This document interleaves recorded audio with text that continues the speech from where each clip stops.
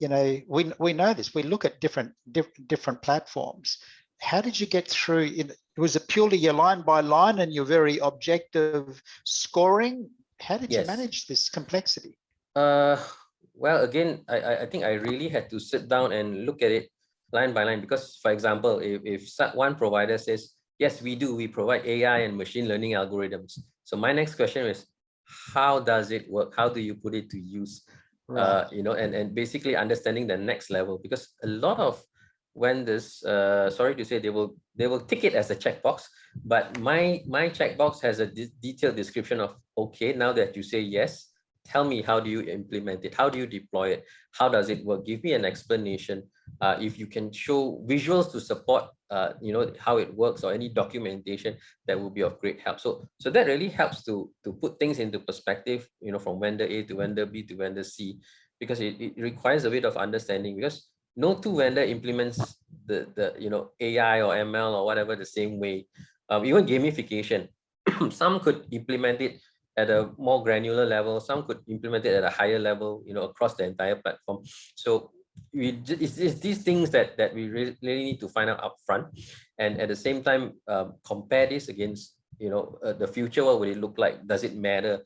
Does something like that, is it trivial at this point, but will it become something that haunt us later on, if we wanted to roll out something that required, say, leveraging on gamification at a granular level for each particular program?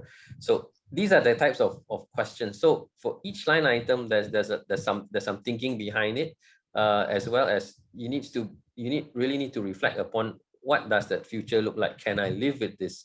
If absolutely no, so that probably needs to have a higher weightage in terms of its score. So you would break it down into major clusters or major segments, and each of these segments would have kind of like a single scoring, right? Then from there you could tell that, okay, if I pick vendor A, what am I compromising on? Can I live with that? Is there a workaround, for example, that I'll be able to fix it? Or is it in the vendor's future product development life cycle, whereby they're going to address that within the next 6 months? Sometimes that's the case, because the technology landscape is so fluid that today's provider that is handicapped could be tomorrow's leader. So it really depends how quickly they implement what they say they have, and things like that. Yeah. So really deep questioning. So basically, the first thing that I've got out of this is your knowledge is deep, not shallow.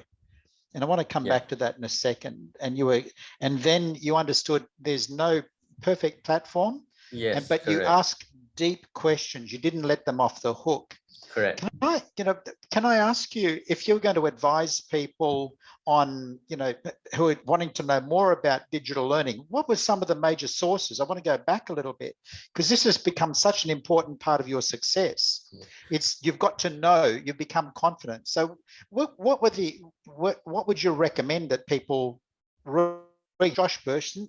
Yeah, I would recommend they follow him for one. I think the other one is probably attend the program that you're offering, George. Oh, thank you. The one on implementing digital learning, because I think I attended that, and that I could have benefited a lot more from that had that came out like 3 years ago. Right. Thank you. Yeah. Thank you. I appreciate that. That's been a successful program on how to implement digital learning in the workplace. So I appreciate your comment.